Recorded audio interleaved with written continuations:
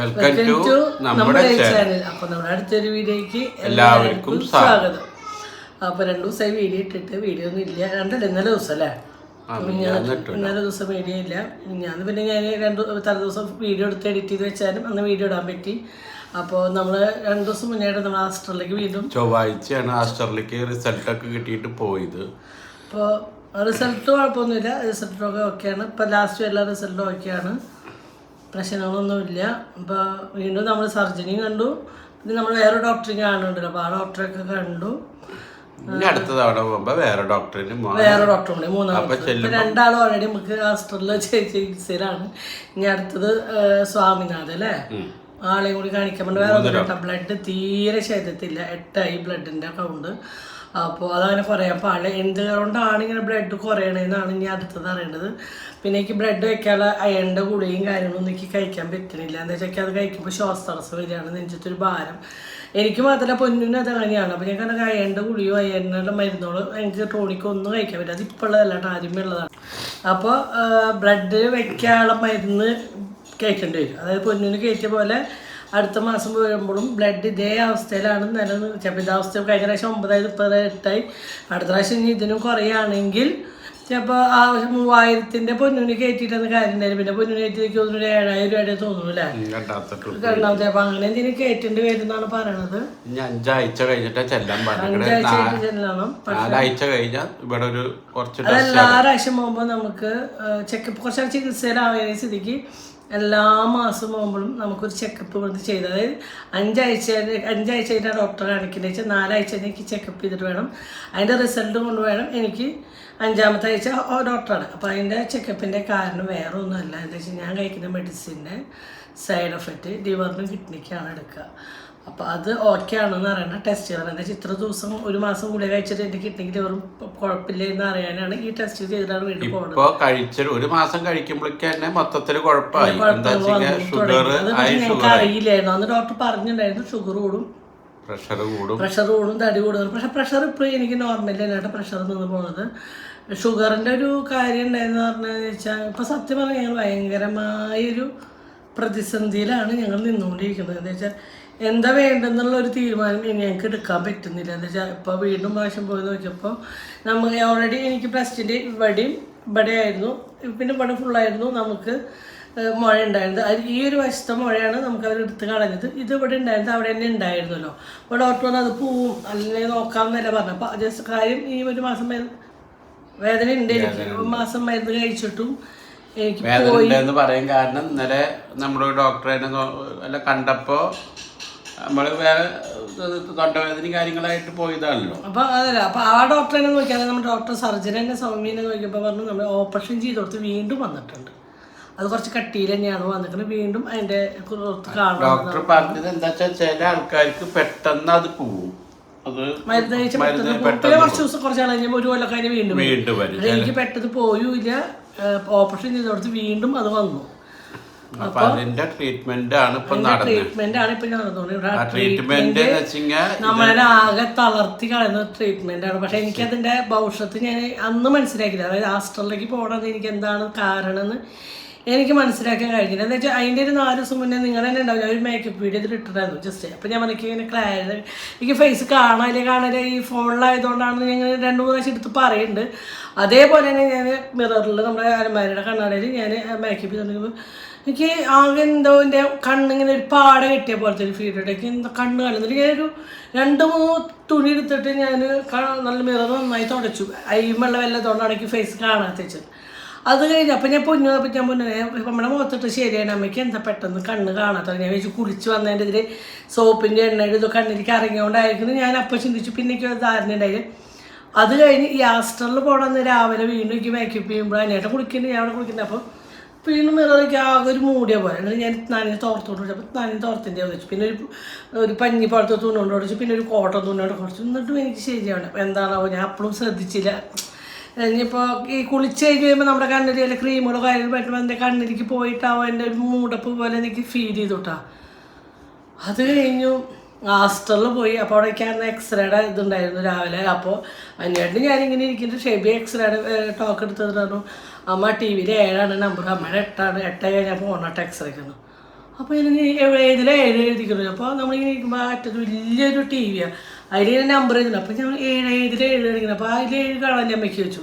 അപ്പോൾ ഞാൻ എന്നോട് ചോദിച്ചു നിങ്ങൾക്ക് കാണാൻ ചോദിച്ചു, എനിക്ക് കാണാൻ അത്ര അകലെയല്ല. അപ്പം ഞാൻ എന്നോട് ചോദിച്ചു നിങ്ങൾക്ക് കാണാൻ ചോദിച്ചു, എനിക്ക് കാണാണ്ട. അപ്പം ഞാൻ ഷൈബിനോട് ചോദിച്ചു നിനക്ക് കാണണ്ട.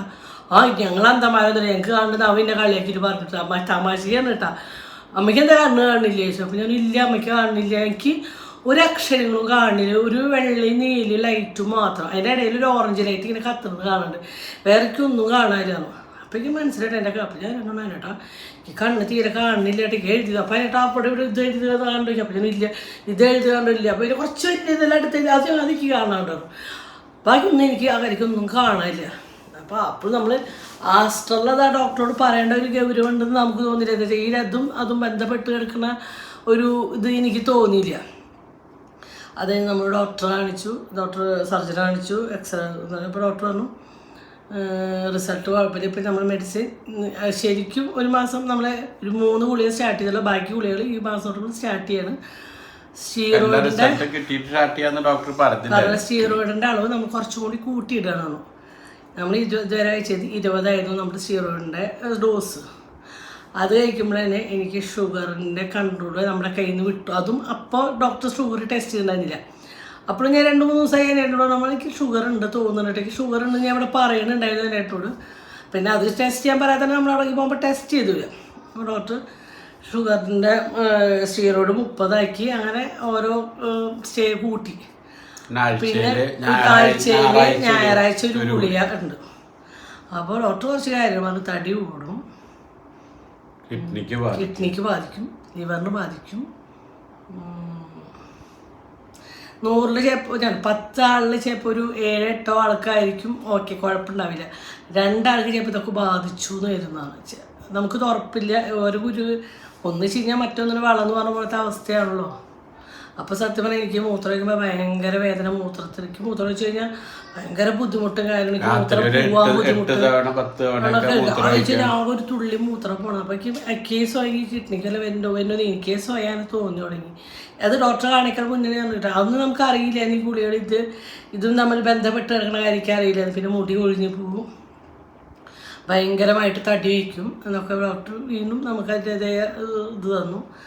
അവിടെ നിന്ന് കുറച്ചൊക്കെ തന്നെങ്കിലും ഡോക്ടർ കുറച്ച് ഇംഗ്ലീഷിൽ മലയാളമൊക്കെ പറഞ്ഞ് കുറച്ച് നമുക്ക് മനസ്സിലാക്കി. അതൊക്കെ കഴിഞ്ഞ് ഡോക്ടറെ കാണിച്ചു, മെഡിസിനൊക്കെ മേടിച്ചു. ഞങ്ങൾ അവിടെ നിന്ന് മടങ്ങി വരുമ്പോൾ കുഞ്ഞിനും അമ്മ ആ ബോർഡ് കാണുമ്പോൾ മുന്നിൽ വേണം ബസ്സിൻ്റെ ബോർഡ് കാണുന്നത് ഇവരൊക്കെ ചോദിക്കണം. ഇല്ല അമ്മയ്ക്കൊന്നും കാണുന്നില്ല എന്ന്.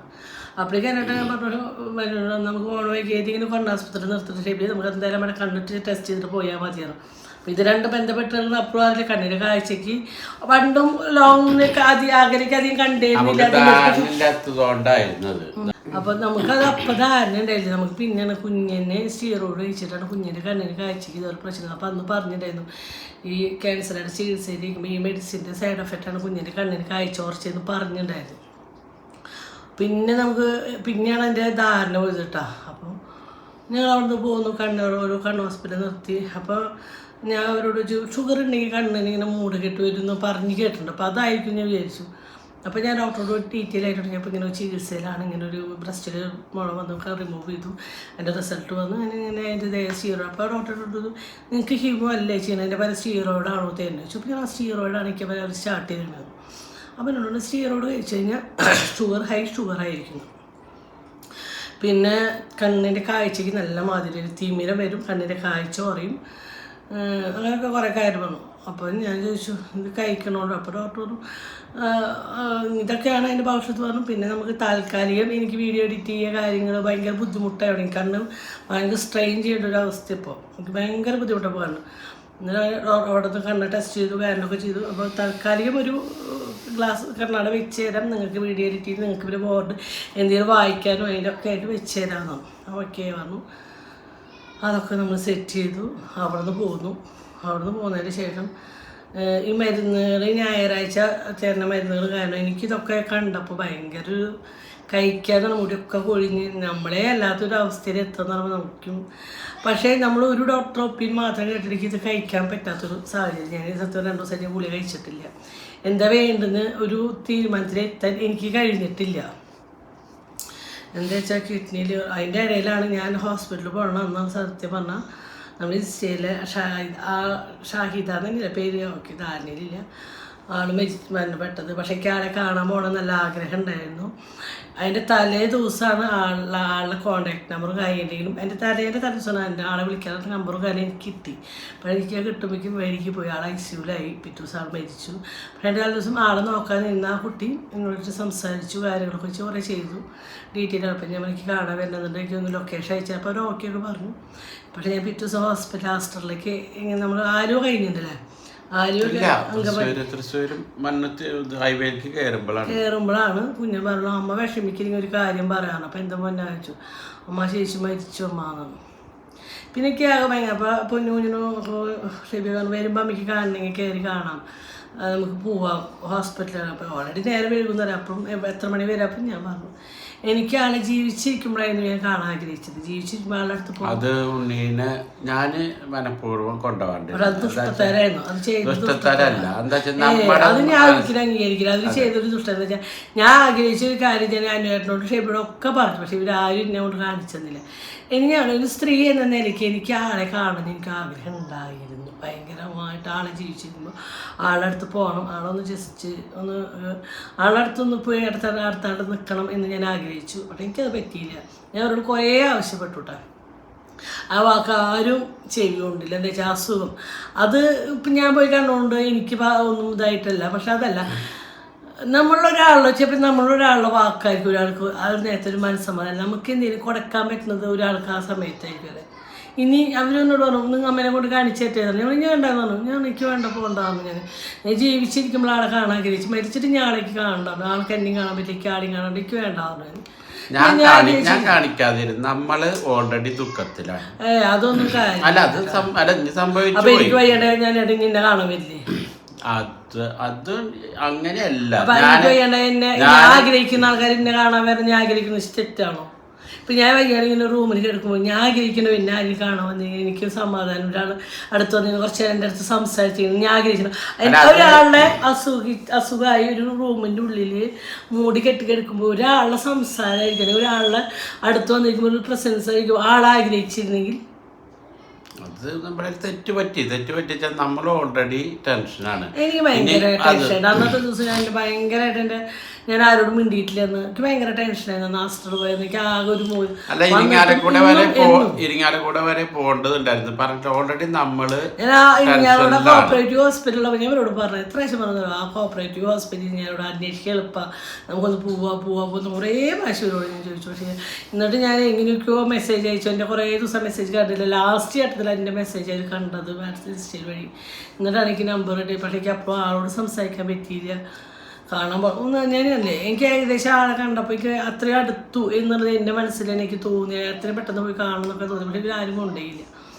അപ്പോൾ ഓൾറെഡി മനഃപൂർവ്വം അല്ല അങ്ങനെ ഇപ്പോൾ ഒരു ദുഷ്ടതരത്തിൽ കൊണ്ടുപോകാതിരുന്ന ഓൾറെഡി നമ്മളെല്ലാവരും അങ്ങനെ ചിന്തിക്കാൻ പാടില്ല. അന്വേഷണം അങ്ങനെ തന്നെയാണ്. ആരെങ്കിലും മരിച്ചു കഴിഞ്ഞാൽ അവിടെ കയറി കാണില്ല, അവിടേക്ക് പോകില്ല, റോട്ടിലേക്ക്. അത് ഞാൻ അംഗീകരിക്കില്ല. എന്തുകൊണ്ടാന്ന് പറയും, നമ്മുടെ കൂടെ ഇത്രയും നാളുണ്ടായിരുന്ന ഒരാൾ അല്ലെങ്കിൽ നമ്മുടെ കൂടെ നടന്നിരുന്ന ഒരാൾ ഒന്ന് മരിച്ചു. ഇനി ആളുടെ മുഖം നമുക്ക് ഈ ഒരു ജന്മത്തിൽ നമുക്ക് ആഗ്രഹിച്ചാൽ പോലും കാണാൻ പറ്റില്ല അല്ലേ. അപ്പോൾ നമ്മുടെ അച്ഛൻ മരിച്ചാലും നമ്മുടെ അമ്മ മരിച്ചാലും നമ്മുടെ ഭാര്യ മരിച്ചാലും നമ്മുടെ ഭർത്താവ് മരിച്ചാലും നമുക്ക് വേണ്ടാന്ന് വയ്ക്കാൻ പറ്റും. അത് നമുക്ക് ഒഴിഞ്ഞു മാറാൻ പറ്റുമോ? ഒരിക്കലും നമുക്ക് ഒഴിഞ്ഞു മാറാൻ പറ്റില്ല അല്ലെ. മറ്റുള്ളവരെ നമുക്ക് വേണ്ടായിട്ട് നമ്മള് അങ്ങനെ ചിന്തിക്കരുത്. ഞാൻ ചിന്തിക്കില്ല. എന്താ വെച്ചാൽ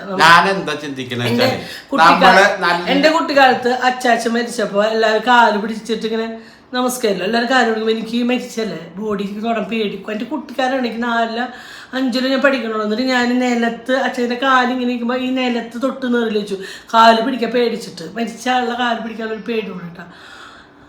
അതൊക്കെ കഴിഞ്ഞ് എൻ്റെ അച്ഛനും അമ്മയും ആ ഒരു അവസ്ഥയിൽ കിടന്നപ്പോഴാണ് ആ ശരീരം തൊടുമ്പോഴാണ് നമുക്ക് ഭയം തോന്നില്ല എന്ന് മനസ്സിലായത്. അതെന്ന് നമ്മുടെ കൂടെ നമ്മൾ കെട്ടിപ്പിടിച്ച് നടന്നേന്ന് ഒരാളൊരു ദിവസം ഇല്ലാണ്ടാവുമ്പോൾ ഇയാളുടെ ശരീരം തൊടാൻ പറ്റില്ല നമുക്ക് ജീവിതത്തിൽ. അമ്മയെ തൊടാൻ പറ്റി ഇത്രയും നാൾ നമ്മൾ കെട്ടിപ്പിടിച്ചേർന്നേന്ന അമ്മ, അത് നമ്മൾ മുല കുട്ടിയായിരുന്ന അമ്മ, അല്ലെങ്കിൽ നമ്മുടെ എല്ലാ അച്ഛനും അമ്മയും ഒരു നേരം നമ്മളെ വിട്ടു. ഇനി അവരെ നമുക്ക് ഈ ഭൂലോകത്ത് കാണാനോ തൊടാനോ അവസാനം നമുക്ക് പെട്ടെന്നൊരു സമയമാണതിന്.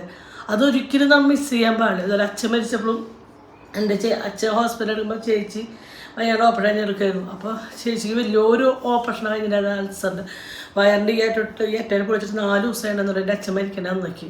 അപ്പോൾ ചേച്ചിയിൽ നോക്കാൻ ഞാനവിടെ നിന്ന് ചേട്ടൻ ഗൾഫിൽ. അപ്പോൾ അവരെ നോക്കാൻ നിൽക്കുമ്പോൾ രാവിലെ അച്ഛനും അപ്പുറത്തെ റൂമിൽ നിന്ന് ഡിസ്ചാർജ് ചെയ്തിട്ട് ചേച്ചി റൂമിൽ കോപ്പറേറ്റീവ് ഹോസ്പിറ്റൽ തൃശ്ശൂർ അച്ഛനും ചേച്ചി അപ്പുറത്തെ റൂമിലായിരുന്നു വരുന്നത്. അച്ഛന് വയ്യാണ്. അപ്പം അച്ഛൻ 2 ദിവസം മുന്നേ ഡിസ്ചാർജ് ചെയ്തിട്ട് ചേച്ചിയുടെ റൂമിൽ അച്ഛൻ പറഞ്ഞു ഒരുമിച്ച് ഡിസ്ചാർജ് ചെയ്ത് പോവാണ്. അച്ഛനും അമ്മയും ഇപ്പുറത്ത് വന്നു. ഞാൻ അച്ഛനും അമ്മയും ചേച്ചിയും കുട്ടിയാണ് അവിടെ നിന്നിരുന്നിട്ടാ.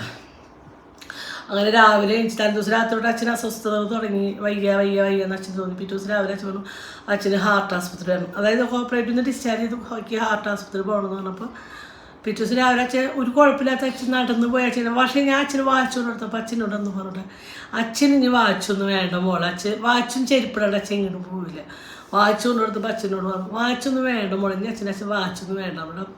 അപ്പോൾ നമ്മൾ ചേച്ചി ഹോസ്പിറ്റലിൽ പോകണോണ്ടായിരിക്കും നടന്ന് പോയത്. ഒരു കുഴപ്പമില്ല. അച്ഛൻ്റെ ഉള്ളിൽ ബുദ്ധിമുട്ടൊന്നും നമുക്കറിയില്ല. അച്ഛക്ക് 2 മാസം കോപ്പറേറ്റിൽ അഡ്മിറ്റ് ആയിരുന്നു. ഐസിയിലൊക്കെ 1 മാസം കിടന്നിട്ട് പിന്നെ ആ റൂമിലെടുത്തിട്ട് ഡിസ്ചാർജ് ചെയ്ത ദിവസമായിരുന്നു. ഡിസ്ചാർജ് ചെയ്തിട്ട് 2 ദിവസം ഉണ്ടായിരുന്നു. എപ്പോഴും ടിപ്പ് ടോപ്പായിട്ട് നടക്കുക. അങ്ങനെ ചേച്ചിയുടെ ചേട്ടൻ്റെ വീട്ടിൽ നിന്ന് വിളിച്ചു വരുത്തി അമ്മയും ചേച്ചിയും ചേട്ടനും ഈ ഓപ്പറേഷൻ ചേച്ചിയുടെ കുട്ടീനോട് ഇവർ ഹാർട്ട് ആസ്പത്രി പോയി. അപ്പോൾ നമുക്ക് അന്ന് പിന്നെ മൊബൈലും കാര്യങ്ങളൊന്നും ഇല്ലല്ലോ. 10-26 വർഷം മുന്നേ. അപ്പം അവിടെ നിന്ന് ഇവരൊക്കെ പോയപ്പോൾ ഹോസ്പിറ്റലിൻ്റെ കാര്യം അച്ഛൻ രാവിലെ പോയി ഞങ്ങൾക്ക് ഭക്ഷണം മേടിച്ച് വെച്ചിട്ടുണ്ട് രാവിലെ. പക്ഷേ എനിക്കോ ചേച്ചിക്കോ കഴിക്കാൻ തോന്നണില്ല. അത് കഴിഞ്ഞ് ഉച്ചത്തെ ഫുഡ് മേടിച്ച് വെച്ചു. അപ്പോഴും ഞങ്ങൾക്ക് ഞാൻ ചേച്ചിക്ക് എടുപ്പന്നെ. ചേച്ചി അപ്പുറത്ത് എടുക്കുന്നത് ഞാൻ അപ്പുറത്ത്. ഞങ്ങൾ ഫുൾ ടൈം കെടുത്ത് ഞങ്ങൾക്ക് രണ്ടാൾക്ക് ഭക്ഷണം കഴിക്കാൻ തോന്നില്ല. എന്താ കാര്യം ഞങ്ങൾക്ക് എന്തോ മനസ്സിൽ വലിയൊരു ഭാരം നിൽക്കാൻ കുറച്ച് ഫീൽ. അപ്പോൾ എന്താണ് കാരണം എന്ന് അറിയില്ല. എന്താ വെച്ചാൽ നമ്മളെല്ലാ ഒരാൾ ജീവനോടെ എല്ലാം അവിടെ എടുക്കുന്നു. പക്ഷെ അത് ഞാനും എൻ്റെ ചേച്ചി അറിഞ്ഞിട്ടില്ല. അപ്പം അതിൻ്റെ ഒരു ഇത് നമുക്ക് കിട്ടുന്ന മക്കളല്ലേ.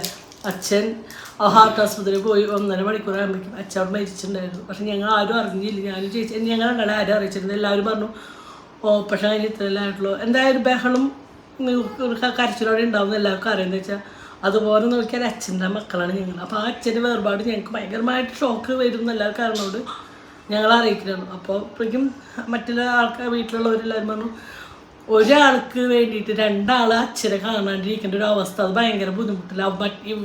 ചേച്ചിക്ക് ഈ ഒരു അവസ്ഥ കൊണ്ടാണെങ്കിൽ മറ്റാൾക്ക് ഒരു കുഴപ്പമില്ല. അവിടേക്ക് ഇങ്ങനെ അവൾ അച്ഛനെ കാണാനുള്ള അവസരം ഇല്ലാണ്ട് അവർ ഇനി കാണാൻ പറ്റില്ലല്ലോ. അങ്ങനെ ഞങ്ങൾ ഹോസ്പിറ്റലിൽ നിൽക്കുന്ന ഒരു 3:30-4 മണിയാകുമ്പോഴാണ് ഞങ്ങളെന്നെ ഡിസ്ചാർജ് ചേച്ചിയുടെ ഹസ്ബൻഡിൻ്റെ വീട്ടുകാരെ വന്നിട്ടൊന്നും ഇവരെ കൊണ്ടുപോകണം. അപ്പോൾ ഞങ്ങൾ ചോദിച്ചാൽ എന്ത് ഞങ്ങളെ കൊണ്ട് ഡിസ്ചാർജ് ആവാനാണ് പറഞ്ഞു. അല്ല അച്ഛന് മക്കളെ കാണണത്ര. അച്ഛൻ വീട്ടിലുണ്ട്.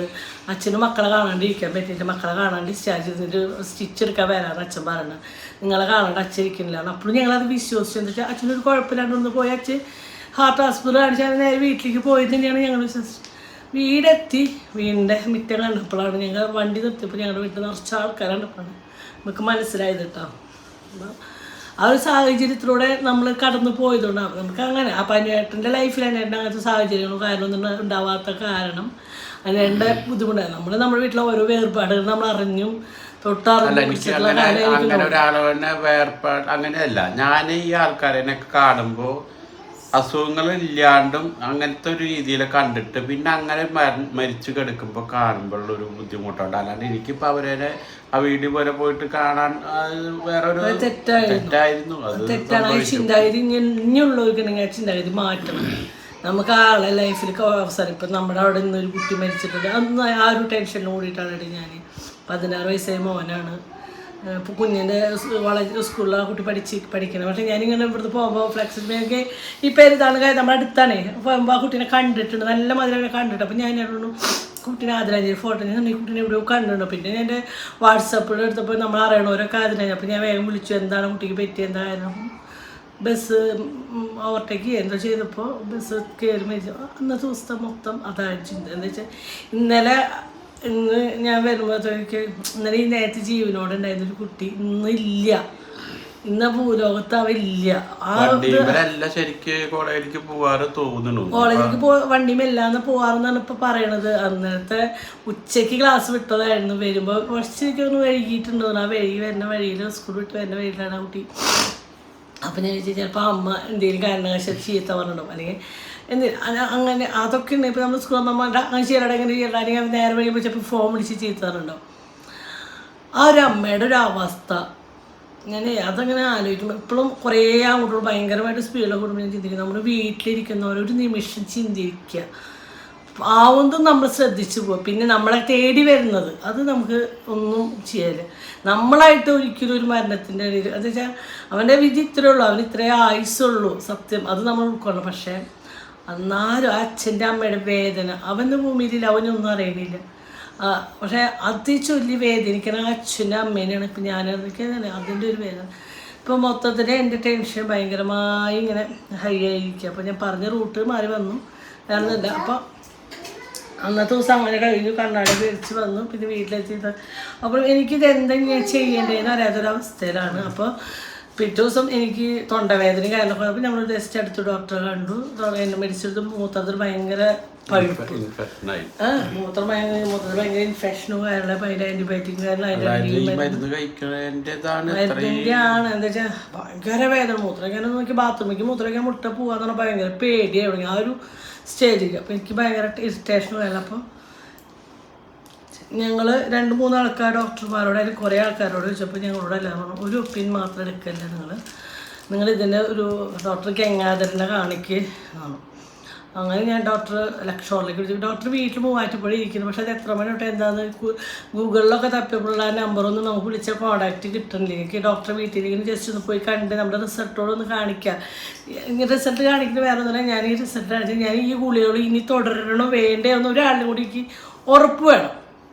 എന്തായാലും കഴിക്കുന്നത് എൻ്റെ ശരീരത്തിൽ ഭയങ്കരമായി. എന്താ വെച്ചാൽ ഞാൻ കാണിച്ച ഡോക്ടറോട് ഞാൻ പറഞ്ഞു എനിക്ക് 20 എൻ്റെ ഡോസ് ഇപ്പോഴേക്ക് 30 പോകും, ഭയങ്കര പ്രശ്നത്തിലേക്കാണല്ലോ പോകുന്നത്. അപ്പോൾ എനിക്ക് ഷുഗർ തോന്നിയിട്ട് ഞാൻ കണ്ട ഡോക്ടർ അവിടെ ഇരിക്കുമ്പോൾ തന്നെ അപ്പോഴേ ഷുഗർ ടെസ്റ്റ് പോയി 255 ഷുഗറിൻ്റെ ലെവലിലേക്ക്. ഉത്തരി പോലും ഷുഗർ ഇല്ലാത്ത ആളായിരുന്നു. അതിൻ്റെ ഒരു മാസം മുന്നേ നമ്മൾ ഓപ്പറേഷൻ്റെ കാര്യത്തിൽ ഷുഗർ നോക്കി ഉത്തരി പോലും ഷുഗറോ പ്രഷറോ കാര്യങ്ങളോ ഇല്ലാത്ത ഒരാൾക്ക് പെട്ടെന്ന് 255 ഷുഗർ. അങ്ങനെ പിറ്റേ ദിവസം രാവിലെ എഴുതിച്ചും ഷുഗർ ടെസ്റ്റ് ചെയ്തു. അപ്പോൾ 138. അത് കഴിഞ്ഞ് 1 അരമണിക്കൂർ വീണ്ടും ഭക്ഷണം കഴിക്കാണ്ട് തന്നെ 2 പ്രാവശ്യം ഷുഗർ നോക്കി. അത് ചെയ്തിട്ട് 1 അരമണിക്കൂർ വീണ്ടും എനിക്ക് റിസൾട്ട് കറക്റ്റ് ആവണോ എന്തെങ്കിലും പറഞ്ഞിട്ട് ചെയ്തപ്പോൾ 128. അത് കഴിഞ്ഞ് ഞാൻ ഫുഡ് കഴിച്ചിട്ട് 1.5 മണിക്കൂർ കഴിഞ്ഞിട്ട് ടെസ്റ്റ് ചെയ്തപ്പോൾ 294. പിന്നെ വീണ്ടും ഇന്ന് രാവിലെ ഞാൻ പോയിട്ട് ബ്ലഡ് ടെസ്റ്റ് ചെയ്തപ്പോൾ എനിക്ക് രാവിലെ 118.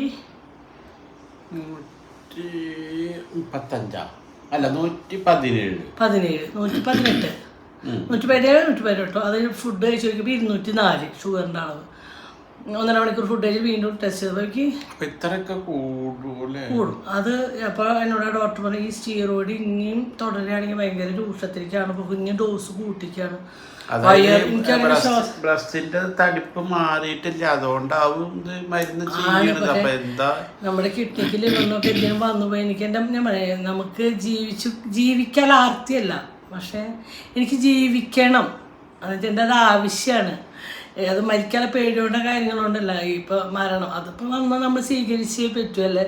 എത്രയോ ചെറിയ നമുക്കിപ്പോൾ 16 വയസ്സുള്ള മോനെ മരിച്ച അവന് ആ മരണം വന്നു, അവന് കൊണ്ടുപോയി. അത് മരണം നമുക്ക് ആർക്കും വേണ്ട, തടയാൻ പറ്റില്ല, അതറിയാം. പക്ഷെ എന്നാലും എനിക്ക് ചെയ്യേണ്ട കുറച്ച് കടമകളും കാര്യങ്ങളും ചെയ്ത് തീർക്കണം എന്നുള്ളത് എൻ്റെ ഒരു ആവശ്യമൊക്കെ. അതിൻ്റെ ഭയങ്കരമായിട്ടുള്ള ടെൻഷനും വന്നിട്ടേക്കും.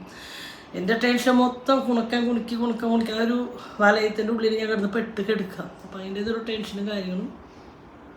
അപ്പോൾ ഡോക്ടർമാരോട് ചിലപ്പോൾ ഗംഗാധര ഡോക്ടർ ഞാൻ വിളിച്ചപ്പോൾ ലക്ഷോറിലേക്ക് വിളിച്ചപ്പോൾ തിങ്കളാഴ്ചക്ക് 9 മണിയുടെ ഇടയ്ക്ക് എത്താൻ പറഞ്ഞിട്ട്. അതിനേക്കാൾ മുന്നേ നാളെ ഞാൻ ഇവിടെ നല്ലൊരു സർജനെ ഒന്നും കൂടി കാണിക്കുന്നുണ്ട്. ഇപ്പോൾ 2-3 ആൾക്കാരെ ഞാൻ ഓൾറെഡി കാണിച്ചു കഴിഞ്ഞ് ഇനി നാളെയും ഒരു സർജനെ കാണിക്കുന്നുണ്ട്. എന്താ വെച്ചാൽ നമുക്ക് ഞാൻ പറഞ്ഞു ഇതിനൊരു ക്ലാരിറ്റി കിട്ടണമെങ്കിൽ ഞാനിപ്പോൾ അത് മെഡിസിൻ എന്താ വെച്ചാൽ ഇപ്പോൾ ഇത്ര നാൾ കഴിച്ചിരുന്ന ഡോസ് ഞാൻ കഴിക്കുന്നുണ്ട്. എന്താ വെച്ചാൽ എനിക്ക് സ്റ്റഡനേന്ന് എനിക്ക് സ്റ്റീറോയിഡ് നിർത്താൻ പറ്റില്ല. എന്താ വെച്ചാൽ നമുക്ക് സ്റ്റീറോയിഡ് സ്റ്റാർട്ട് ചെയ്ത് കഴിഞ്ഞാൽ ആ ഡോസ് ലാസ്റ്റ് മതിയാക്കുന്ന സമയമാകുമ്പോൾ നമുക്ക് ഓരോ സ്റ്റെപ്പായിട്ട് കുറച്ചിട്ട് ഒറ്റയടിച്ച് കുറച്ചേക്ക് മറ്റുള്ള അസുഖങ്ങൾ എനിക്ക് കയറി വരും. സ്റ്റീറോയിഡിന് അങ്ങനെ പ്രശ്നം വരണമുണ്ട്. എനിക്കത് ഓൾറെഡി നമുക്ക് അറിയണമായിരുന്നു. വെച്ചാൽ നമ്മൾ കുഞ്ഞിനിത് കൊടുത്തിരുന്ന എനിക്ക് സ്റ്റീറോയിഡിനെ പറ്റിയിട്ട് അങ്ങനത്തെ. പിന്നെ എന്നെ സംബന്ധിച്ച് എൻ്റെ വീട്ടിലെല്ലാ അസുഖക്കാരുണ്ട്. ലിവർ സിറോസിസ്, ആ കിഡ്നിക്ക് പ്രശ്നത്തിൽ, ഹാർട്ടിന് അമ്മ, അച്ചാച്ച, അമ്മ. അപ്പോൾ ഇവരുടെ മരണങ്ങളും ഇവരുടെ അസുഖങ്ങളും ഇവരുടെ കാര്യങ്ങളും ഹോസ്പിറ്റൽ, പിന്നെ കുഞ്ഞ് ക്യാൻസർ അവിടെ ഹോസ്പിറ്റൽ പറയുമ്പോൾ അച്ഛൻ കിടക്കുമ്പോൾ ഹോസ്പിറ്റൽ. അപ്പോൾ അങ്ങനെ ഹോസ്പിറ്റലിലെ ലൈഫ് ഒരുപാട് എനിക്കറിയാം. അപ്പോൾ ഒരാൾ ഘട്ടങ്ങൾ ഒരാൾ അപ്പോൾ എനിക്ക് ഇത് മുൻകൂട്ടി അറിയണോണ്ടെങ്കിൽ ചെറുക്കുള്ളവർക്ക് ഇതിനെപ്പറ്റി പനിയാറ്റിനെ സംബന്ധിച്ചൊരു ഹോസ്പിറ്റൽ എന്താണെന്ന് തന്നെ അറിയില്ല. എന്ന് വെച്ചാൽ എൻ്റെ വീട്ടിൽ ആർക്കും ഒരു ഹോസ്പിറ്റൽസോ കാര്യങ്ങളോ അങ്ങനത്തെ എൻ്റെ വേണ്ടി വരാത്ത. പക്ഷേ എൻ്റെ കുട്ടിക്കാലം തൊട്ട് എൻ്റെ ഓർമ്മ വെച്ച് പിന്നെ ഹോസ്പിറ്റലായിരുന്നു ഞങ്ങളുടെ ലൈഫ്. അച്ഛൻ അറ്റാക്ക് വന്ന് മിക്കപ്പോഴും നെഞ്ചത്ത് വരാൻ ഹോസ്പിറ്റലിൽ കൊണ്ടുപോകും. പിന്നെ അമ്മ അങ്ങനെ ഞങ്ങളുടെ ലൈഫ് അങ്ങനെ. അപ്പോൾ എനിക്ക് ഇത് പറ്റി ഈ പറഞ്ഞ പോലെ ഓരോ അസുഖത്തെ പറ്റിയിട്ട് കൂടുതൽ അറിയണോണ്ടായിരിക്കും തോന്നുന്നു എനിക്കിങ്ങനെ ഭയങ്കരമായിട്ടുള്ള ടെൻഷനും ആവലത്. ഇപ്പോൾ എന്താ പറയുക, എനിക്കിപ്പോൾ ഭയങ്കര ബുദ്ധിമുട്ടെന്ന് വെച്ചാൽ 2 അടി നടക്കുമ്പോഴേക്കും ഭയങ്കര കിതപ്പ്, തടി അത്രയ്ക്ക് കൂടി, തടി കൂടി, വയറ് എന്നാൽ വെയിറ്റ് കൂടിയിട്ടില്ല. വെയിറ്റ് അല്ല, അത് വെയിറ്റ് 86 ഞാൻ നിൽക്കുന്നത്. വെയിറ്റ് 86. എനിക്ക് എന്താ ഷോൾഡറിൻ്റെ ചുരിദാറൊക്കെ ഇങ്ങനെ വീണോണ്ടിരിക്കുക, ഷോൾഡർ വീണോണ്ടിരിക്കുക. അപ്പം എനിക്ക് എന്താ ഷോൾഡറിൻ്റെ ആവശ്യം കുറയുന്നുണ്ട്, എനിക്ക് ബ്രസ്റ്റ് വശം കുറയുന്നു. പക്ഷേ എനിക്ക് വയറ് ഭയങ്കരമായിട്ട് ഇതായി വരിക. അപ്പോൾ എന്താ പറയുക, മുഖം ഇതേ വീർത്ത് വരില്ല, മുഖം നീര് വരിക, മുഖത്തിന് എനിക്ക് കണ്ണിൻ്റെ തൂങ്ങി തുടങ്ങിയുടെ നീര്, മുടി നന്നായി കുഴിയുള്ളതാകെ 4 മുടി, അത് മൊത്തം കൊണ്ട് കുത്തിയിട്ടാണ് പോണത്. മുടി പോകണമുണ്ടോ സൗന്ദര്യം പോകണമുണ്ടോ ഒന്നുമല്ല. പക്ഷേ എനിക്ക് അതൊക്കെ നമുക്ക് തിരിച്ചെടുക്കാം. സൗന്ദര്യത്തിൻ്റെ അല്ല, എനിക്ക് സൗന്ദര്യത്തിന് കുണുക്കന് കുണിക്കാൻ അമ്മയായിട്ട് ഞാൻ വേണം. ഞാൻ പണ്ടൊക്കെ കേൾക്കുക എൻ്റെ അച്ഛനമ്മ ചെറുപ്പത്തിൽ മരിച്ചു പോയി, 52 വയസ്സിൽ ചെറുപ്പത്തിൽ മരിച്ചു. ഇന്നും നമ്മൾ ചെയ്താൽ അപ്പം ഞങ്ങൾക്ക് ആ വയസ്സ് വരെ ആയുസുള്ളൂ. പക്ഷേ ഇന്ന് ഞാൻ ആഗ്രഹിക്കണം അതുവരെ ഇങ്ങനെ എനിക്ക് കിട്ടിയിരുന്നെങ്കിൽ എൻ്റെ കുണുക്ക് വെള്ളം തുറന്ന് കിട്ടുമല്ലോ. അപ്പോൾ എന്താ പറയുക, എനിക്കിത് സത്യം പറഞ്ഞാൽ രാത്രി ഉറക്കില്ല. എല്ലാവരും എനിക്ക് നേരെ വിളിത്താനൊക്കെ അതിനായിട്ട് എനിച്ചറിയോ കുറച്ചൊക്കെ തന്നെ ഉറങ്ങിക്കോ, ഞാൻ വെള്ളം ചൂടാക്കിയിട്ടായിരുന്നു, ഞാൻ നിന്നെ വിളിച്ചിട്ട് ജനിച്ചാൽ മതി പറയും, അല്ലെങ്കിൽ ഞാൻ പാത്രം പോയിട്ട് ജനിച്ചാൽ. അപ്പം ഞാൻ സുഖമായിട്ട് നല്ലോണം ഒന്നുകൂടി ഉറങ്ങുന്ന ആള്. ഇപ്പം എനിക്കൊരു ഉണർവ് വന്നാൽ പിന്നെ എനിക്ക് ഉറക്കില്ല. പിന്നെ എത്രയോ മണിക്കൂറുകൾ കഴിഞ്ഞുകൊണ്ട് വേണമെന്നില്ല. എനിക്ക് എന്താണെന്ന് വയ്ക്കുമ്പോൾ ഒന്ന് ആലോചിച്ച് നോക്കിയേ, അങ്ങനെ ഒരു ലൈഫിൽ എന്തെങ്കിലും വന്നാൽ പാഞ്ഞായിട്ടിന് അവരുണ്ടാലും നോക്കാൻ പറ്റില്ലല്ലേ. ഇപ്പം ഞാൻ ഇപ്പോൾ തീരുമാനത്തിൽ കുഞ്ഞെ SLC കഴിഞ്ഞ് +2 കഴിഞ്ഞ് ഏകദേശം കുഞ്ഞിൻ്റെ കല്യാണം കഴിച്ചു കൊടുക്കാനുള്ള തീരുമാനത്തിലാണ് ഞാൻ ഇരിക്കുന്നത്. പക്ഷേ ഇപ്പോൾ ഇത് ഒരുപാട് ആൾക്കൊക്കെ അംഗീകരിക്കാൻ പറ്റിയില്ല, അവരും അംഗീകരിക്കാൻ പറ്റുന്നത് അതൊന്നും നമുക്കറിയില്ല. പക്ഷേ അപ്പോൾ ഞാൻ അങ്ങനെ ഒരു തീരുമാനത്തിൽ നമ്മൾ ജീവിച്ചിരിക്കുമ്പോൾ ചെയ്യാൻ പറ്റുന്ന കുറച്ച് കാര്യങ്ങൾ ഞാൻ ചെയ്ത് പെട്ടെന്ന് തീർക്കും. പിന്നെ അന്വേട്ടന് എല്ലാവരും കൂടെ അന്വേട്ടന് ഒറ്റയ്ക്കാക്കിയിട്ട് കൊടുത്താൽ ശരിയാവില്ല, അന്വേട്ടന് പറ്റില്ല. അപ്പോൾ കുണുക്കനുണ്ടെങ്കിൽ പിന്നെ അല്ല, എൻ്റെ ചിന്ത ഉറക്കത്തുനിന്ന് വഹിച്ചിട്ടുണ്ടാകുന്ന ചിന്തകളെ ഞാൻ പറഞ്ഞിട്ടുള്ളൂ. എനിക്ക് ഉറക്കില്ല, എൻ്റെ വിഷമം ഞാൻ ആരോട് പറയും. ഉണ്ണി ഇതൊക്കെ ഇങ്ങനെ പറയുമ്പോൾ ഞാനൊരാൾ കൂടി ഇരിക്കുന്നുണ്ട്. ഞാനും മനുഷ്യൻ തന്നെയാണ്. അതായത് മനസ്സിലായ കുണുക്കനും കുണിക്കും ഉണ്ണി എല്ലാവരും കൂടിയതാണ് ഈ വീട്, ഞാനും കൂടിയത്. അല്ലാണ്ട് എന്തെന്നാ ഉണ്ണി പറഞ്ഞു വരുന്നത്. ഭയങ്കര ടെൻഷനാണ് സത്യം പറഞ്ഞാൽ. എനിക്ക് മെസ്സേജിൽ എൻ്റെ വേണ്ടപ്പെട്ട എൻ്റെ അമ്മായിയും അവരൊക്കെ എനിക്ക് മെസ്സേജ് അയക്കാൻ ഫോൺ വിളിക്കുന്ന ആരുടെ ഫോൺ ഞാൻ അറ്റൻഡ് ചെയ്തിട്ടില്ല, ആർക്കും മെസ്സേജിൽ ഞാൻ റിപ്ലൈ കൊടുത്തിട്ടില്ല. എന്താ വെച്ചാൽ എനിക്കിതിനൊരു വ്യക്തത ഇല്ല, എനിക്ക് പറയേണ്ടത് എന്താണെന്ന് അറിയണില്ല, ഒന്നും അറിയണില്ല. ഇന്നലെ വീഡിയോ എടുക്കാൻ ഞാൻ ഇന്നലെ വീഡിയോ പക്ഷേ വീഡിയോ എടുത്തില്ല, ഒന്നും എടുത്തില്ല. അപ്പോൾ നമ്മൾ ജീവിതത്തിനോട് നമ്മൾ പക്ഷേ എന്താ റൂട്ടിലേക്ക് എത്തേണ്ടതെന്ന് എനിക്ക് അറിയാണ്ടുള്ളൊരു കൺഫ്യൂഷനിലാണ് ഇപ്പം ഞാൻ നിൽക്കണത്. ഇപ്പം ഞാൻ നിങ്ങളോട് ഷെയർ ചെയ്യാൻ കാരണം വേറെ ഒന്നുമല്ല, നിങ്ങളിൽ ചിലപ്പോൾ അറിയണവരുണ്ടാവും, ചിലപ്പോൾ നിങ്ങൾക്ക് അനുഭവമുള്ളൂ. അപ്പോൾ നിങ്ങളുടെ അതിനൊരു കമൻറ്റിലൂടെ എനിക്ക് അതിനൊരു മറുപടി കിട്ടിയിരുന്നെങ്കിൽ എന്ന് ഞാൻ ചിന്തിക്കുന്നുണ്ടാവും. എന്തായാലും നാളെ പറ്റുകയാണെങ്കിൽ രാവിലെ സർജനെ പോയി കാണിക്കണമെന്ന് ഞാൻ വിചാരിച്ചിട്ടുണ്ട്. ചോദിച്ചപ്പോൾ നല്ല സർജനും കാര്യങ്ങളൊക്കെയാണ്. അപ്പോൾ സർജനെ കാണിച്ച് സർജൻ അറിയാലോ ഇതിൻ്റെ ഞാൻ റൂട്ടിലേക്ക് ഞാൻ നമുക്ക് ആരും വിശ്വാസമില്ലാണ്ടല്ലോ. അപ്പോൾ എല്ലാവരും ഇപ്പോൾ ഒരു പിൻ മാത്രം എടുക്കണം. നമ്മൾ 2-3 ആളുടെ കൂടി അന്വേഷിച്ചതിന് ശേഷം നമ്മൾ തീരുമാനം എടുത്താൽ മതിയാണ് എല്ലാവരും എന്നോട് പറയണം. ഡോസ് കൂടി മരുന്നുകളാണ് ആ മരുന്നുകളിൽ ഒന്നുമില്ലാണ്ട് ഡോക്ടർമാർ എഴുതില്ല, എന്നാലും നമ്മുടെ ഒരു മനസ്സമാധാനം അത്രയാണ് ഇപ്പം ഇന്ന് പറയുന്നത്. എനിക്കത് സ്റ്റാർട്ട് ചെയ്യേണ്ട ആരോ എൻ്റെ മനസ്സിൽ നിന്ന് പിന്നിൽ നിന്ന് വിളിക്കുന്ന പോലെ തോന്നുന്നു.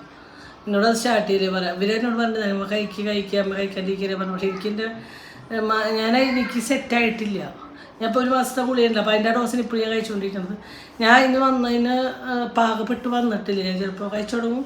അപ്പോഴേക്കും ഒരാളിനെയും കൂടി ഒപ്പിയും കിട്ടണം. ചിലപ്പോൾ നാളെ സർജനെ എനിക്ക് വ്യക്തമായിട്ടൊരു മറുപടി കിട്ടിയാൽ ഞാൻ ചിലപ്പോൾ നാളെ കഴിഞ്ഞാൽ ഡോക്ടറെ കാണിച്ചൊന്നും വരില്ല, അറിയില്ല. വ്യക്തമായിട്ട് എനിക്ക് ഞാൻ അന്വേഷിച്ചുകൊണ്ടിരിക്കുന്നൊരു എനിക്കൊരു വാക്ക്, ഞാൻ അന്വേഷിച്ചിരിക്കുന്ന ഡോക്ടർമാരുടെ വായിൽ നിന്നൊരു വാക്കാണ്. അത് കിട്ടിയാൽ ഞാൻ കഴിച്ചു തുടങ്ങും.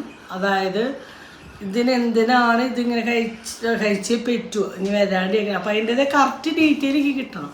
കിട്ടിയിട്ടേ ഞാൻ കഴിക്കാനായിട്ട് ഇവിടെ നിന്ന് പറഞ്ഞു കഴിക്കുക പറഞ്ഞു. പക്ഷേ ഞാൻ കഴിക്കാൻ തരില്ല. എന്താ വെച്ചാൽ നമ്മുടെ കിഡ്നിക്ക് ലിവറിനൊക്കെ ഇത്രയും പ്രശ്നം വരിക. അതേപോലെ ആ ഗുളിക കഴിച്ച് കഴിഞ്ഞാൽ നമുക്ക് വരണ കേസ് എന്താ വെച്ചാൽ ഈ ആരോട് സംസാരം പറയാം. എനിക്ക് സത്യത്തിലേക്ക് സംസാരം കുറയുന്നുണ്ട്. ഞാൻ സ്ഥലത്ത് നോക്കി കുറേ മണിക്കൂർ ആ സ്ഥലത്തേക്ക് നോക്കി എനിക്ക് എൻ്റെ മാറ്റങ്ങൾ എനിക്ക് മനസ്സിലാവുന്നുണ്ട്. പിന്നെ നമുക്ക് എന്താ ഈ വിഷാദരോഗം പോലത്തെ ആ ഗുളിയുടെ സൈഡ് എഫക്റ്റുള്ള വിഷാദരോഗം, ഒരു വശം തളരുക, അപ്പോൾ ഇതൊക്കെയാണ് അതിൻ്റെ സൈഡ് എഫക്റ്റും കാര്യങ്ങളും. അപ്പോൾ അത് വായിച്ചപ്പോൾ എനിക്ക് ഒരു വർഷമായപ്പോൾ ഞാൻ ജീവിച്ചതൊരു ജീവപ്പിണ്ടായിട്ട് ഇതിനുള്ളിൽ കിടന്നിട്ട് എന്താ കാര്യം, ഇവർക്ക് ഭാരമായിട്ട് അതും ഞാൻ ആലോചിക്കുന്നുണ്ട്. ഞാൻ ഇവരെ കൂടെ ഉണ്ടാവുകയാണെങ്കിൽ ഫുൾ ഹെൽത്തി ആയിട്ട് ഇവരെ നോക്കാൻ പാകമുള്ളൊരു അമ്മയായിട്ട് തന്നെ വേണം. അല്ലാണ്ട് ഇവർക്ക് അമ്മയ്ക്ക് അച്ഛനും മക്കൾക്ക് ഒരു ഭാരമായിട്ട് ഈ റൂമിലുള്ള കട്ടിലും കിടന്നിട്ട് കാര്യമില്ല. ഞാൻ ഉണ്ടാവുകയാണെങ്കിൽ ഇവർക്ക് ഫുൾ ആരോഗ്യത്തോടെ അമ്മയായിട്ട് വേണം. അമ്മനുണ്ട് മുടി കിട്ടിയാ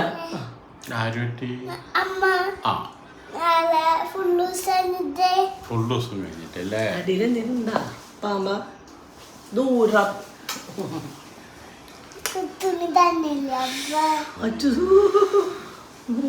ഊരിട്ടോയെന്ന് ഊരിട്ടോയെന്ന് വേറെ ഒന്നല്ല കേട്ടോ. പാമ്പേഴ്സ് ഒന്നും ഒരാളായിട്ട് യൂസ് ചെയ്യാറില്ല. നമ്മൾ ആധാർ കാർഡ് എടുക്കുമ്പോൾ ആധാർ കാർഡിന് അവിടെ കൊടുത്തപ്പോഴാണ് കുണുക്കനെ അപ്ഡേറ്റ് ചെയ്യാറായിരുന്നു പറഞ്ഞവർ. അപ്പോൾ ആ കുണുക്കൻ്റെ ആധാർ കാർഡ് എടുക്കാൻ ബാത്റൂം വഴി ഓടി കാറിൽ കുത്തിയിരുന്നു. കാറിൽ കുത്തിയിരുന്നിട്ട് അക്ഷയത്തെ പിന്നെ അമ്മ ഞാൻ ഷെഡിയിടണ്ടോ അപ്പൊ വണ്ടിയിൽ പാമ്പേഴ്സ് ഉണ്ട്, അത് വേഗം കയറ്റി കൊടുത്തതുണ്ടായത്. ഷെഡിയിടണോ ആരെങ്കിലും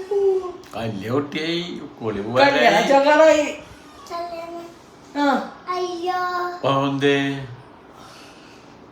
സ്കൂളിൽ പോവാനായി ആധാർ കാർഡൊക്കെ സ്വന്തമായിട്ട് ആധാർ കാർഡൊക്കെ അടുത്തല്ലോ സ്കൂളിൽ പോവാനാ, അടുത്തല്ലോ സ്കൂളിൽ പോവാനാ, അടുത്ത കൊല്ലം തന്നെ പറയുവാനാ. പിന്നത്തെ ഇതാണ് ഇത് വരെയുള്ള എൻ്റെ ഡീറ്റെയിൽ ഞാൻ നിങ്ങളോട് കറക്റ്റ് ഷെയർ ചെയ്തിട്ടുണ്ട്. അപ്പോൾ എന്തായാലും 2 ദിവസത്തിനുള്ളിൽ ഇതിന് വ്യക്തത വരും. നാളോട്ട് ഞാൻ വീഡിയോ എടുത്ത് തുടങ്ങും. നമുക്ക് തളർന്ന് പക്ഷേ ഈ ഗുളിക കഴിക്കുമ്പോൾ എന്താ പ്രശ്നം എന്ന് പറയും, ഭയങ്കര ക്ഷീണം, തളർച്ച, നടന്ന കിതപ്പ്, എന്നാലും ഇതും ഇപ്പം രാത്രിക്ക് ഇനി 2 ദിവസമായിട്ട് വീട്ടിൽ ഫുഡ് കഴിച്ചിട്ടില്ല. അതാണ് അടുത്ത് നോക്കുന്നത്. ഇന്നലെ രാവിലെ ഷുഗർ ടെസ്റ്റിനും കാര്യങ്ങളും ഉച്ചത്തെ ഫുഡ് പുറത്ത് കഴിച്ചു അന്നേരം കഴിച്ചു. അത് കഴിഞ്ഞു രാത്രി ഒന്നും കഴിച്ചില്ല, ഒരേ ഫുഡ് കഴിച്ചു. പിന്നെ രാത്രി ഒന്നും കഴിച്ചില്ല. പിന്നെ ഇന്ന് രാവിലെ വീണ്ടും ബ്ലഡ് ടെസ്റ്റ് ചെയ്യാൻ പോയി. അടുത്ത ഒരു ചെറിയൊരു വീട്ടില് അവരൊക്കെ 20 പുട്ട് അങ്ങനെയൊക്കെ ഉണ്ടാക്കാൻ കുറച്ചുള്ളൂ. അപ്പം നല്ല നീറ്റാണ്. നമുക്ക് അതാണ് അവർ പുട്ടും പൂരിയും ഒക്കെ ഉണ്ടെങ്കിലും സാമ്പാർ ചട്നി മാത്രമേ ഗ്രേവി ആയിട്ടുള്ളൂ, വേറെ ഒന്നും അവിടെ ഇല്ല. പക്ഷെ എന്നാലും നമുക്ക് നീറ്റാണ് ഒരു വീട്ടിൽ നിന്ന് ഫുഡ് കഴിക്കുന്ന ഒരു ഫീൽ. അപ്പോൾ ഞാൻ അവിടെ നിന്ന് കഴിക്കാട്ടോ. അപ്പൊ രാവിലെ അവിടെ നിന്ന് കഴിച്ചു. ഉച്ചത്തേക്ക് ഞാൻ എല്ലാവരും കൂടിയിട്ട് ഒരു വട്ടം ബിരിയാണി കഴിച്ചു. അതന്നെ ഇന്നത്തെ ഒരു ദിവസം അങ്ങനെ കഴിഞ്ഞപ്പോൾ രാത്രിക്ക് ചോറ് വെച്ച് അടുപ്പത്ത് ചോറ് തിളപ്പിച്ചിറക്കി വെച്ചിട്ടുണ്ട്. ഇപ്പം സമയത്ത് 8 മണിയൊക്കെ പറയുമല്ലേ ചോറ് കഴിക്കാൻ പറ്റണ്ടേ. ഞാൻ അപ്പോൾ കറി കാര്യങ്ങളൊക്കെ വയ്ക്കുക. ഇനി പരിപ്പൂട്ട വയ്ക്കണം. അപ്പം ഇനി വീഡിയോ എഡിറ്റ് ചെയ്ത് പോസ്റ്റ് ചെയ്തിട്ടാണ് എനിക്ക് അങ്ങോട്ട് പോകണമെങ്കിൽ. അപ്പം ഇത്രയും പറഞ്ഞുകൊണ്ട് ഞാൻ വാക്കുകൾ ചുരുക്കുകയാണ്. അല്ലാതെ കുറെ കാര്യങ്ങൾ ഞാൻ ചെയ്യുന്നുണ്ട്. അല്ലാതെ വെള്ളരിക്ക വേണ്ടേ, വെള്ളരിക്ക പരിപ്പ പടവലങ്ങ ഉണ്ടല്ലോ, പടവലങ്ങ നാളെ വെച്ചാൽ മതി. വെള്ളരിക്ക പരിപ്പ എന്തായാലും അപ്പം ഇത്രയും പറഞ്ഞുകൊണ്ട് നമുക്ക് നിർത്തിയാലോ. എന്തെന്നായാലും എന്താ പറയാ, ഒന്നും പറയാനില്ല. എല്ലാവർക്കും ഉണ്ടാവുന്ന അസുഖങ്ങളും കാര്യങ്ങളൊക്കെ ഞാൻ പറഞ്ഞിട്ട് കാര്യമില്ല. നമുക്ക് ഇതിനെക്കുറിച്ച് ഒന്നും പറയാൻ പറ്റാത്തൊരവസ്ഥയാണ്. ഇതിപ്പോൾ ജീവിച്ചിരിക്കണ ഒരു സ്മാരകമായിട്ട് ഇപ്പം നിൽക്കുന്നത് അത്രയും. ഉണ്ണിപ്പോൾ കുണുക്കനും കുണിക്ക് വേണ്ടോ, അപ്പം നമ്മൾ വേണ്ട. അതല്ല, അത് അവർക്ക് അറിയണില്ല. കുഞ്ഞിൻ്റെ കാര്യം കുഞ്ഞിൻ്റെ കാര്യം അവർ നോക്കി. അന്വേഷണത്തിന് വിശന്നതിനും ഭക്ഷണം എടുത്തേക്കാറല്ലേ. എൻ്റെ 2 കുട്ടിയോട് എന്ത് ചെയ്യും അവർക്ക്? ആരൊക്കെ ലോകത്തുണ്ടായാലും ഞാൻ എന്നൊരു വ്യക്തിയെ പോലെ കുണുക്കിട്ട് ആരും ഉണ്ടാവില്ല. ആരും ലോകത്തിന് ആരും അവർക്ക് എന്നെ പകരം വയ്ക്കാൻ ലോകത്ത് അവർക്ക് ആരും കിട്ടില്ല, ഒരിക്കലും കിട്ടില്ല. ചിലപ്പോൾ കൂടുതൽ അച്ഛനാണ് അവർ ചന്തയായി കൊടുക്കുന്നത്, ഫുഡ് വാരി ഒക്കെ അവരായിരിക്കും. കുഞ്ഞിനാണ് കൂടുതൽ കുണുക്കിന് ചന്തയായി കൊടുക്കാറ്, ഫുഡ് വെച്ച് കൊടുക്കാറ്. അച്ഛനും കുഞ്ഞിനാണ് കൂടുതൽ ഈ വീട്ടിൽ കൊടുക്കുന്നത്. കുളിപ്പിക്കുന്നത് മാത്രമേ ഞാൻ ചെയ്യാറുള്ളൂ, പഠിപ്പിക്കുകയും ബാക്കിയൊക്കെ ഇവരാണ് ഫുഡ് ഉണ്ടാക്കി കൊടുക്കുകയും ഞാൻ ചെയ്യാറുള്ളൂ. പക്ഷേ ഞാൻ എന്നൊരു വ്യക്തി ഇവിടെ ഉള്ളിടത്തോളം കാര്യം എൻ്റെ മക്കൾക്ക് ഉണ്ടാവുന്ന വിലയും നിലയുണ്ടല്ലോ, അത് ഞാൻ ഇല്ലാണ്ട് ഇവരെല്ലാം ഇപ്പോൾ കുണുക്കനെ കുണിക്കില്ല, പൊന്നിൻ്റെ ആയാലും കുഞ്ഞിൻ്റെ ആയാലും അനുവേട്ടനെ ഞാൻ ഒരു വ്യക്തി ഈ ഭൂലോകത്ത് പോയാൽ അവർ അനുഭവിക്കുന്നത് എന്താണെന്ന് എനിക്കറിയാം നല്ലോണം. പക്ഷേ ഞാൻ അതൊക്കെ ഞാൻ ചിന്തിക്കുന്നത് ഇവർ പക്കത്തുള്ളവരായി അവർക്ക്. പക്ഷേ എനിക്കിപ്പോൾ ഏറ്റവും വേദന എൻ്റെ കുണുക്കിന് കുണിക്കും. ഭയങ്കര വേദന. ഞാൻ പറഞ്ഞു നിങ്ങളോട് ഇപ്പം എൻ്റെ വേദന കൂടുതൽ ഇവരാണ്.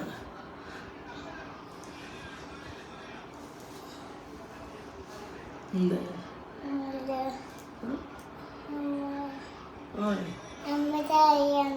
അമ്മ കാര്യമില്ല. ഫുഡ് വാങ്ങി വെച്ചാൽ കേട്ടോ അമ്മ. അമ്മ ഫുഡ് വാങ്ങി വെച്ചാൽ അമ്മ ഫുഡ് വാങ്ങി വെച്ചാൽ ഇതാണ് അമ്മ. മനസ്സിലായ? ഇതാണ് ഇതാണ് ആരാണ്? ഇതാരാ മോൻ്റെ?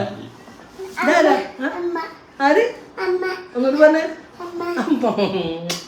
നമുക്ക് എത്ര കേട്ടാലും മതി തരാത്തൊരു വാക്കാണ് അമ്മ. അത് നമുക്ക് ആദ്യത്തെ ഒരു കുട്ടി ഉണ്ടായി, പിന്നത്തെ ഒരു കുട്ടി ഉണ്ടായി, ആ കുട്ടി അമ്മ വിളിക്കാൻ വേണ്ടി നമ്മൾ ചെവിടെ ഓർത്തിരിക്കില്ലേ.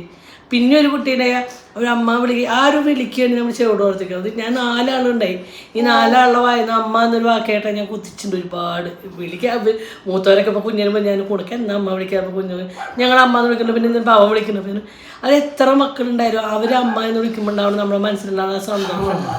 അതൊരു അമ്മയെ മാത്രമേ അറിയുള്ളൂ. അതിന് വിലയില്ലാത്തവരുണ്ട് ലോകത്ത് ഇഷ്ടം പോലെ. ഇട്ടെറിഞ്ഞ് പോണവരും വിഷം വെച്ച് പോരണവരും അതൊക്കെ ഉണ്ട്. അത് അമ്മ എന്ന വാക്കിൻ്റെ അർത്ഥം അറിയാത്ത പറയണ അതാ. അപ്പം ഇത്രയും പറഞ്ഞ് പോവാം നമുക്ക്. ബായ് പിന്നെ ബായ്. കട്ടി സുന്ദര സുന്ദര കട്ടി.